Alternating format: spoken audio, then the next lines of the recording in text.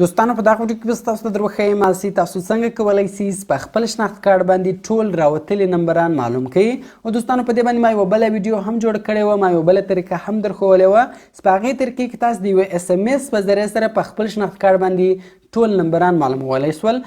په هغې طریقې کې دوستانو تاسو ته صرف تعداد درښوی چې دونه سیم کارډونه ستاسو په شناخت کارت باندې راوتلي دي، دونه جیز دي، دونه ټیلنار دي، دونه یوپون دي، خو نمبران یې نه درښول، صرف یې تعداد تاسو ته درښوی. نو دوستانو په دغه ویډیو کې تاسو ته یوه بله طریقه درښیم چې د دغې طریقې په ذریعه سره به تاسو وکولی شئ چې په خپل شناخت کارت باندې هغه ټول نمبران معلوم کړئ چې دغه نمبران په دغه شناخت کارت باندې راوتلي دي. نو ویډیو تر اخره پورې وګورئ یا ویډیو له خپل دوستانو سره خامخا شیر کړئ تر څو هغه هم له دغې طریقې چې فایده واخلي. نو نور وخت مو نه اخلم، زه د ویډیو په طرف ویډیو شروع کوو.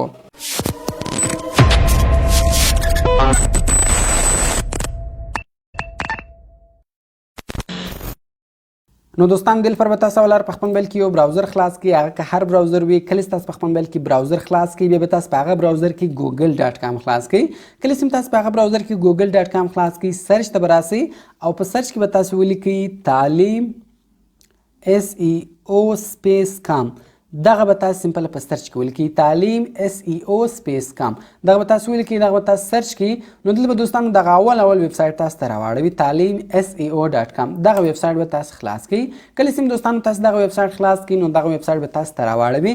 بیا په دې ګوره اول پوسټ دلته تاسو ته راواړوي وایي په خپل شناخت کارت باندې راوتلي نمبران داسې معلوم کړئ. نو په دغه تصویر باندې به سمپل دوستانو تاسو کلیک وکړئ.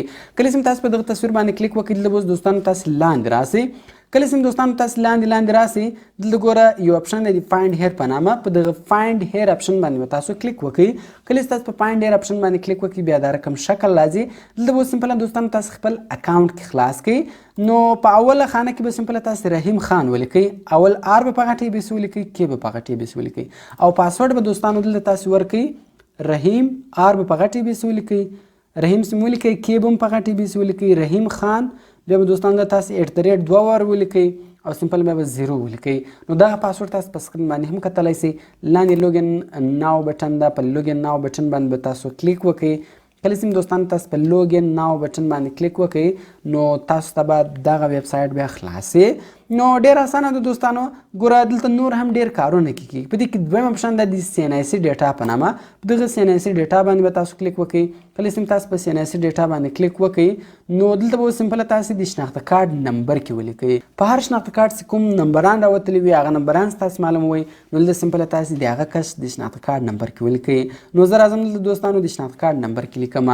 نو کله چې دوستانو تاسو د شناخت کارت نمبر کې ولیکئ لاندې سرچ بټن ده، په دغه سرچ بټن باندې به تاسو کلیک وکړئ. کله چې دوستانو تاسو په سرچ بټن باندې کلیک وکړئ ګوره دوستانو تاسو کتلی شئ چې یو دغه نمبر ګوره راوتلی ده، دغه نمبر ګوره دلته تاسو کتلی شئ.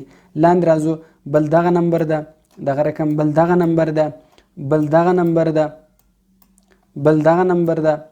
نو ګوره دوستانو تاسو کتلی شئ په دې شناخت کارت باندې 5 دانې سیم کارډونه راوتلي دي او موږ ته نمبران هم راوښول چې دغه نمبر دی. نو دلته تاسو دوستانو د دغه طریقې په ذریعه سره په ډېرې اسانۍ سره کولی شئ چې د یو شناخته کارت نمبر راوباسئ چې په دغه شناخته کارت باندې څو سیم کارډونه راوتلي دي او کوم نمبران راوتلي دي. نو دوستانو کوم چیرې ویډیو خوښه شوې ویډیو در سره لایک کړئ، له خپلو دوستانو سره یې خامخا شیر کړئ تر څو هغه هم له دغې طریقې څخه فایده واخلي او د داسې نور ښایسته ویډیوګانو لپاره د موږ چینل سبسکرایب کړئ ځکه موږ هره ورځ دغه رقم ښایسته ویډیوګانې په خپل چینل کې اپلوډ کوو. نو ملاوي په نور ښایسته ویډیوګانو کې په دعاګانو کې مې یاد ساتئ. د خدای په امان.